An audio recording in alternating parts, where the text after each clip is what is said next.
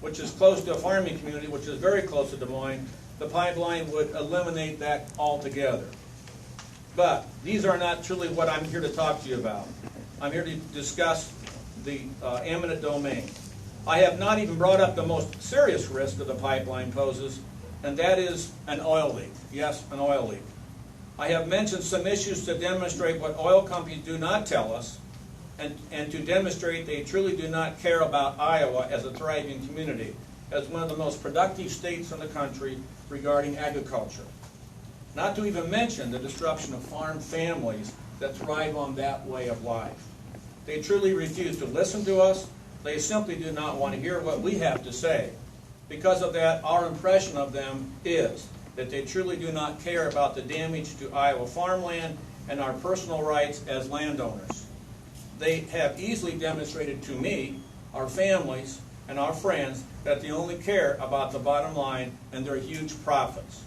Eminent domain, in a very short way, is how I see it, is the power of the government to take property for public use, such as government buildings, facilities, public utilities, highways, railroads, and for public safety and so on, for the benefit of us, for the people of Iowa.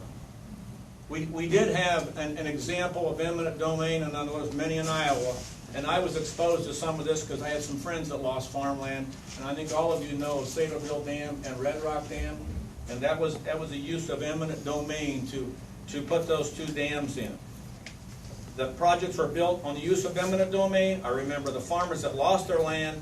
I think most everyone knows this was done to assist with flood control in our local communities, which has helped all of us in Iowa with our flooding. I also know that this power of eminent domain can be given to private corporations such as the Bakken Oil Line to be used for the same as I have already mentioned. But all of our discussions with them have nothing to do with the benefit to Iowa and to its communities.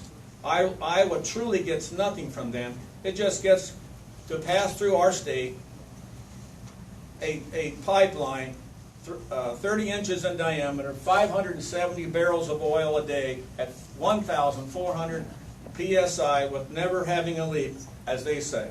Remember, their pipeline has nothing to do with the betterment of our safety or our communities. The pipeline only offers danger. My father, as a farmer, always taught us children that the most important thing is take care of the land and it will take care of you. Be good stewards of what God has given us. If my father were alive, his father, who was my great-grandfather, who immigrated from Ireland to here for a better life, what would they tell us today? I am not sure what they would tell you, but I can tell you what my father would say.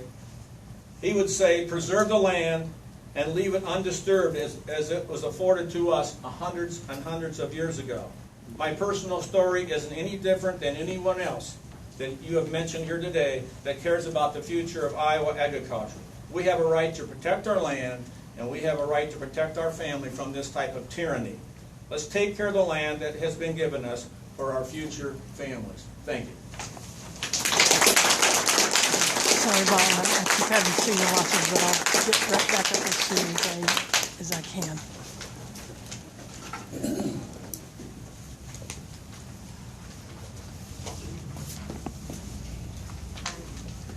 I just want to say I'm proud to be in a room of a bunch of Iowans that feel the same way I do about this great state. My name is Pam Alexander, and I own land with my sister and mother in Mahaska County. We have 2 farms that would be affected by the Dakota Access Pipeline. One farm has been in our family for at least 4 generations and provides income for 3 families. The other has been owned for 3 generations and provides income for 4 families. We live and work in Iowa We have lived and worked in Iowa for generations, and Iowa is our home. We have endured the bad times with the good. We paid our taxes to the state, and I was against the Keystone Pipeline before the Dakota Access ever wanted our land. So it's not really an emotional thing, but it has been a journey where I've learned by being involved how this is not good for our country. The definition of eminent domain is a right of the government to take private property for public use by virtue of superior dominion of the sovereign power over all lands within its jurisdiction. The IUB has used eminent domain to provide necessary utilities to Iowans. Iowa has thousands of miles of pipelines to provide necessary utilities and service to Iowans. These are assets to Iowans. What should not be condoned is giving a private company the use of eminent domain for their use and profit. It is not a public utility. This pipeline provides no public use. This oil can be shipped out of the country and never benefit anyone but the oil companies. Dakota Access admitted they don't own the oil, they only want to transport it. Landowners and farmers will bear the majority of risk. Dakota Access has never built a pipeline. When asked how many 30-inch pipelines carrying sweet crude oil ETP owned at an informational meeting, the response was maybe a few miles in Texas. They didn't state where they even built them or not. Unknown effect on crop production from the removal and replacement of topsoil, it could be destroyed for many years. Tiling, new and old, will be disrupted and may never work right when replaced. Thousands of dollars has been spent to install tiling. That has a reference We to do not know the drainage effect the heat tiling. generated from the oil in the pipeline will have on our soil. It is possible it will radiate out into other parts of land surrounding the pipeline, preventing freezing of the ground and lost production. Pipeline is not a straight line. In our area, we have two curves. The pipeline, can those two curves withstand 570,000 barrels of oil pressure a day on them? It really worries me that we'll be the first place maybe to have the leak. The easements are in Dakota Access's favor, and the one-time payment is not adequate for all the risk. Even if I was in favor of the pipeline, I would not recommend Dakota Access to put it in. The presence of this pipeline will devalue our land, limit our future use or development, not only on the easement portion, but the field that could be divided by the pipeline. When it leaks, they do leak and they do explode. I'm kind of nervous. An unknown amount of damage will occur. A $250,000 bond won't begin to pay for cleanup. Whose backyard will you dump the cleanup debris in? It never goes away. It has the potential to destroy land and water supplies. Dakota Access has no control over rail and truck use, so availability of these modes of transportation may not change. When asked if they would guarantee availability of rail and trucks, they replied they had no control of them, and with a pipeline, they could up production of oil. We know we need fuel. We know we need fuel to farm, but what will be left to farm if this pipeline and its oil destroy our land and contaminates our waters? Thank you.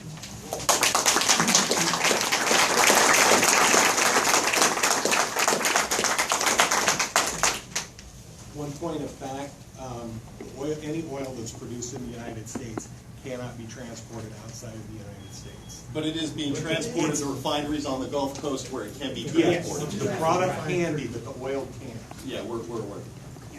So it's a $250,000 bond, is that right? That's it. Okay, we can discuss that later. I'm sorry, we have our agenda to get through. So our next speaker is Tom Moen.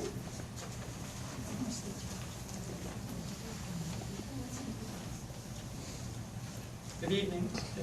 Cecil and I can't remember. Don, David, And I think that's our third guy back there. and then you're David. You're Don for me. Don. Thanks, guys. I appreciate you coming tonight and speaking with us. Again, my name's Tom Bohannon. I've been a member of CCI for over a year, and I joined the organization because I really appreciated their good, hard work on working on this issue. So I've been asked to take a couple of minutes to talk and highlight some of our concerns about environmental and unanswered safety issues and questions here around the Bakken pipeline. As you're aware, every major waterway in the state will be crossed by the pipeline. Even though the pipeline will be buried under rivers, the oil transported through the pipeline is going to be heated to 150 degrees, potentially changing the habitat around the river.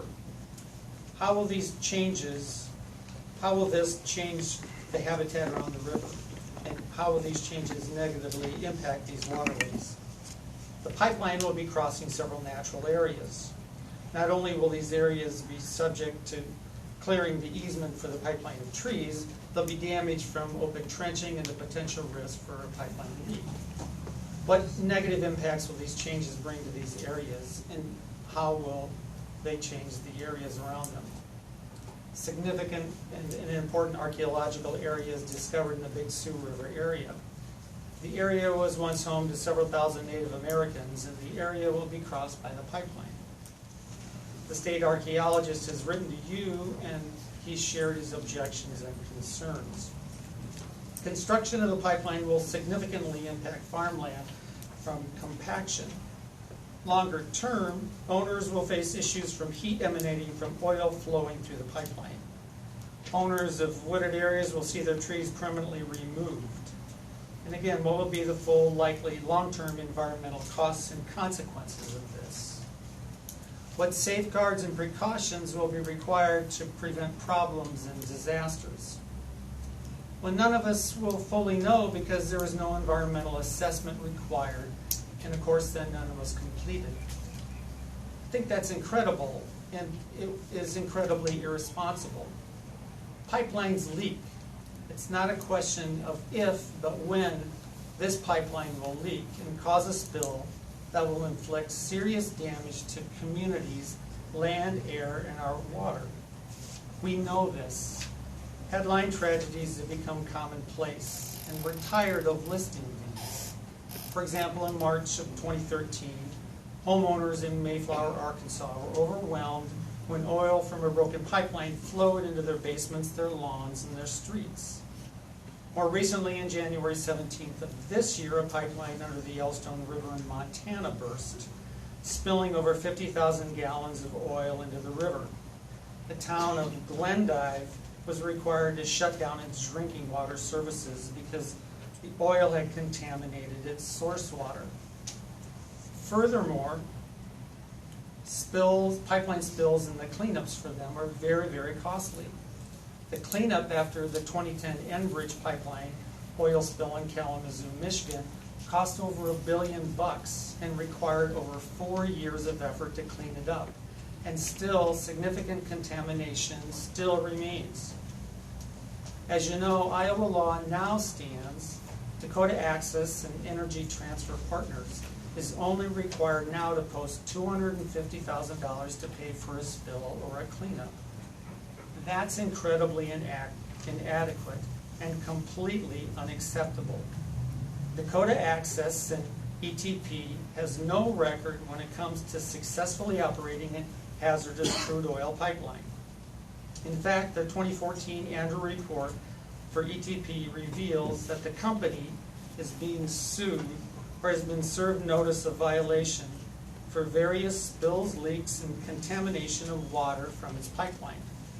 Equally alarming, the report reveals that the company, quote unquote, cannot assure you that our current cash reserves are adequate to cover all liabilities, even for currently known contamination, unquote. So who's going to be left to pay for this mess? Well, we know who's going to be left to pay for the mess. We are. And the burden of this should not fall on taxpayers. They should be required to pay up before they mess up. This project is all very high risk for Iowans with no reward. Ultimately, our state is not properly prepared to deal with these risks, and your permitting process is not taking enough time to review concerns or create the proper precautions. So please push back the public hearing date and extend the scheduling order for this. Thanks.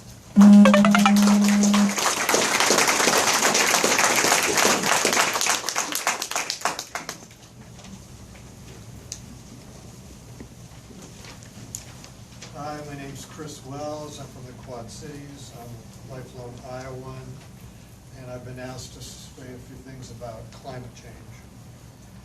Let me read an excerpt from a statement that is signed by 188 researchers and scientists from 39 Iowa colleges and universities. They say, humans are adding heat-trapping gases to the atmosphere.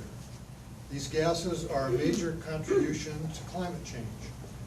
Climate change is already having significant effects on Iowans economically, socially, and psychologically, and these impacts are expected to intensify. As the climate warms, evaporation increases.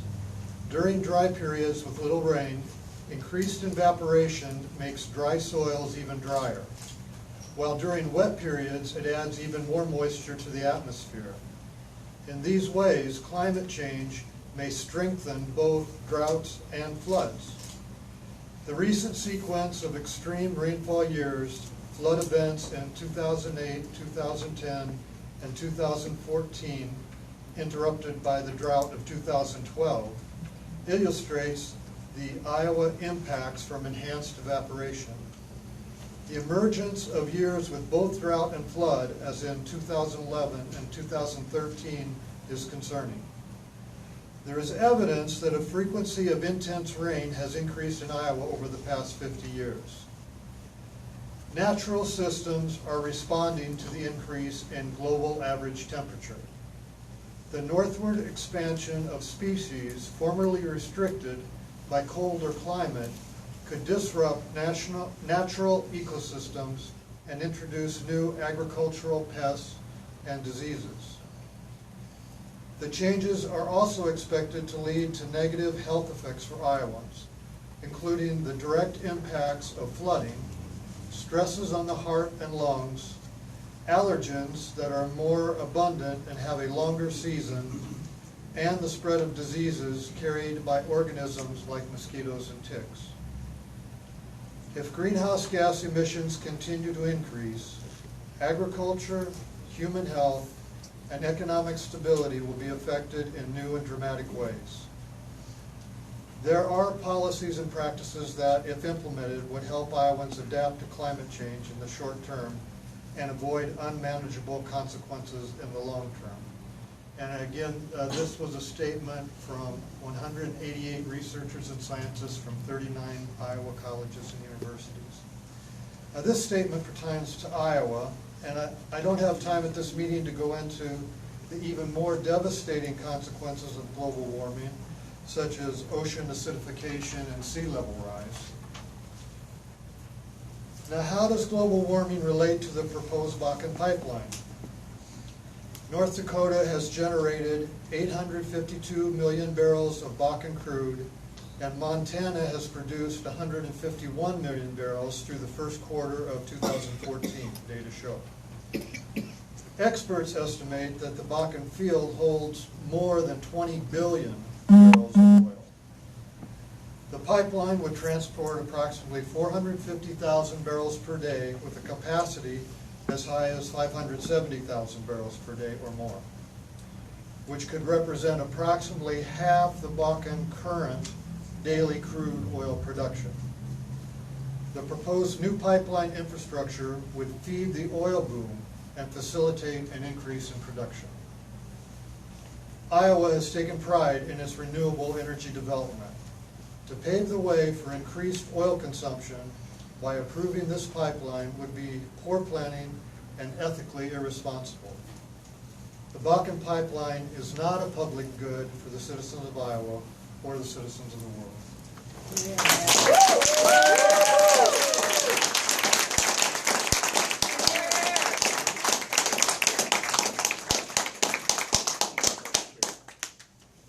Thank you, everybody, for being here. It's good to see a lot of familiar faces as well as some new faces as well. Thank you, folks, as well. My name's Ross Gruters. I'm a member of Iowa Citizens for Community Improvement. I'm also a union member. I'm going to take a few minutes to talk about ways that the IUB can support and work with Iowans for a future which benefits the people of this state and beyond. But first, I want to backtrack to our last meeting. Cecil and David, we met back at the start of the legislative session. Thank you for that as well. But I want to make sure you understand how Iowans are seeing this process going down. Because from our point of view, many of our points of view, this process is corrupt. When we met last, we discussed the Clean Line project and how a record number of objections came into that project and how those objections were causing that process to slow and for a closer look to be taken to that project. Now what we're seeing in this project is that the scheduling order was actually kept to a company timeline and expedited, despite even more objections than saw for the Clean Line. That's not right. The IUB works for Iowans, and if they need reminded of that, we will be there to remind them. Yeah! Hey! ECP and Dakota Access are not being democratic.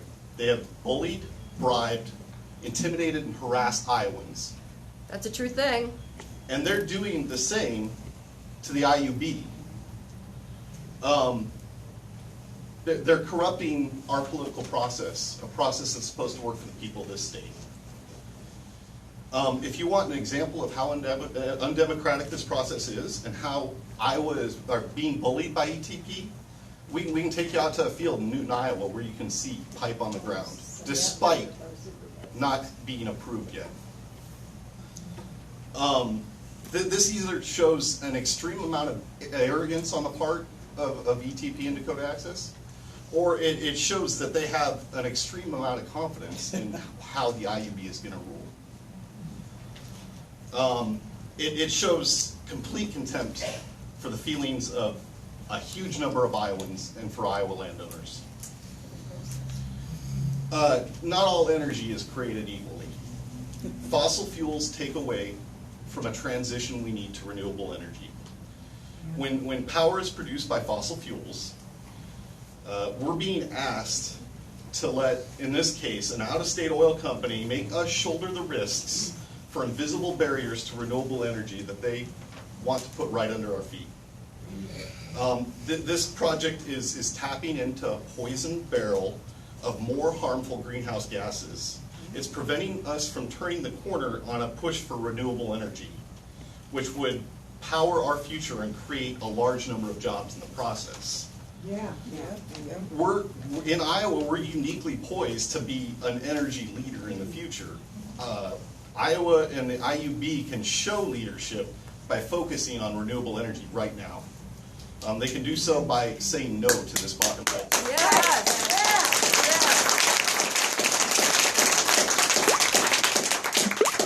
President Obama has recently started to show some leadership in introducing the Clean Power Plan. I think we want to fight for something rather than against something. It's a good start, and Iowa is poised to be a leader in that process. We already produce more of our own power through wind energy than any state in the country. And we can do the same with solar power. Yes. The IUB is in position to lead this effort, and Iowa CCI, along with other partners in the No Bakken Coalition, can help create this new energy economy for Iowa. One that works for all Iowans. One that is locally owned, locally controlled, and meets the needs of Iowa and beyond.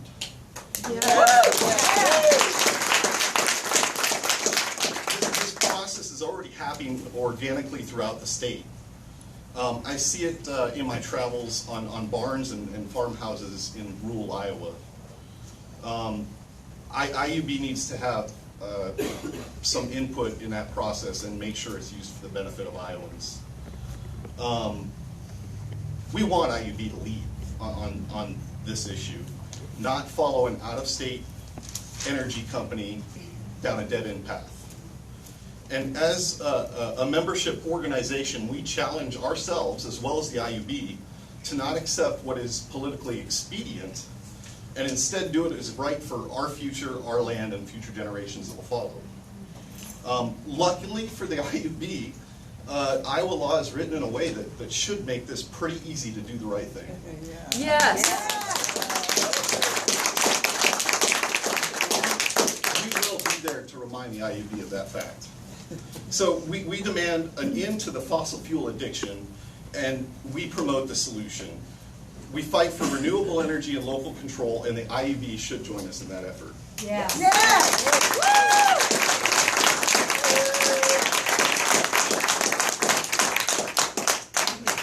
I'd just like to say that every one of these people that spoke wrote their own stuff from their own thoughts. They were not coached in any way.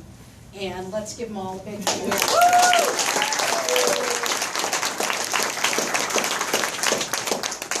So what you just heard were the concerns of everyday folks like yourselves about the Bakken pipeline.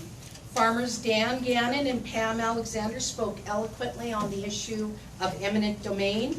Farmers who have worked their entire lives raising families, cultivating the land, and building vibrant communities are being threatened with an action that could wipe out their lives' work. All of this needless destruction for something that is not even a public utility and benefits no one in this state.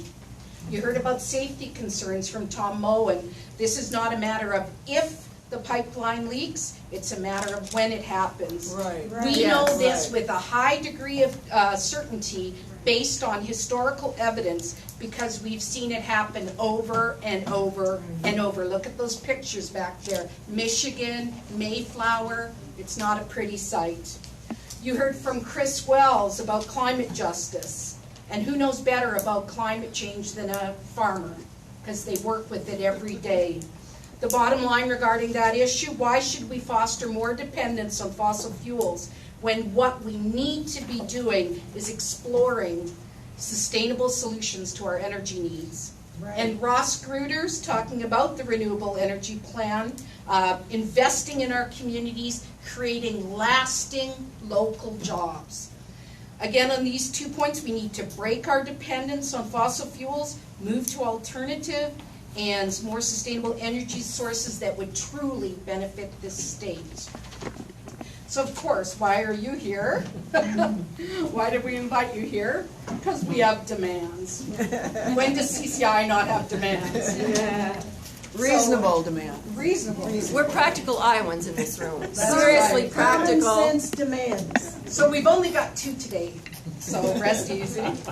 The first thing we want is more time for public engagement and education. Yes, please. Many Iowans still do not know much about the pipeline. Many of the landowners affected only know what the ETP has told them. People who've come onto their land, sometimes without permission.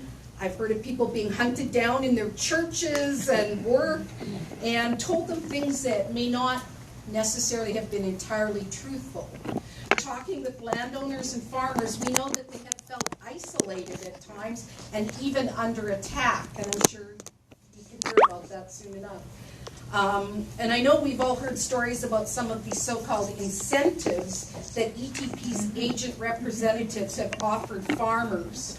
That's not what we want going on in Iowa. That's right. That's right. People want and need. They need to know more about this pipeline and about the process itself. The IUB needs to take a lead in reaching out to Iowans with information on how they can be involved in this process. We expect more. What are the facts? Where can they voice their concerns? What is the process where you can make your views and your wishes known? I know we've had those questions just when we were talking before you arrived. People want to know that. We've seen the photos in the newspapers of the pipeline materials moving into the state as if this proposal was a done deal. The arrogance is astounding. The IUB should be taking the lead in getting information out to people to let them know that nothing is a foregone conclusion at this point. You need to ensure Iowans that this is a fair process. Yes. Yeah. Yes. Our second demand is that you deny the hazardous liquid pipeline permit for Dakota Access. What cannot be stressed enough, and you've heard it already many times, I've already said it a few times, is the certainty of a spill. We know it is when and not if. Whether that spill is a gigantic environmental disaster or just a series of small leaks that go undetected for a long period, there will be detrimental effects to the soil, the water, and the lives of people in this community and in this state. The ETP has put up a surety bond of a meager $250,000. That's not even the price of a farmhouse. This is literally a tiny drop of oil in a bucket and does not even come remotely close to covering the actual costs of cleanup. We know, based on past evidence, that the cleanup cost will ultimately be borne by Iowa taxpayers, or more specifically, and we know this has happened, it will be put onto the individual landowner. Where is the fairness in that? Right. We are talking about some of the most fertile soil in the world. We have been so blessed in this state. We do not want Iowa to become a sacrifice zone in order to line the pocketbooks of big oil.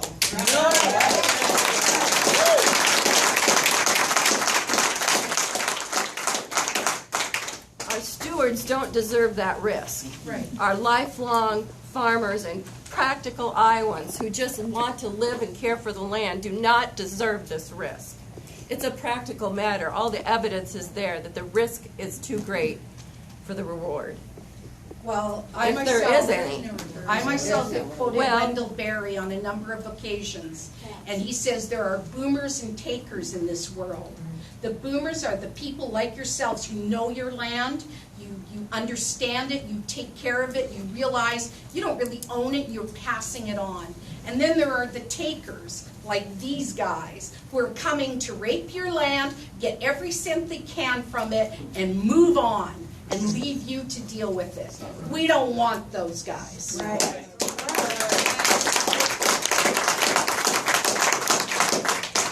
So I would like to ask Mr. Tormey to come sit up here because we want to have the IUB staff response to this.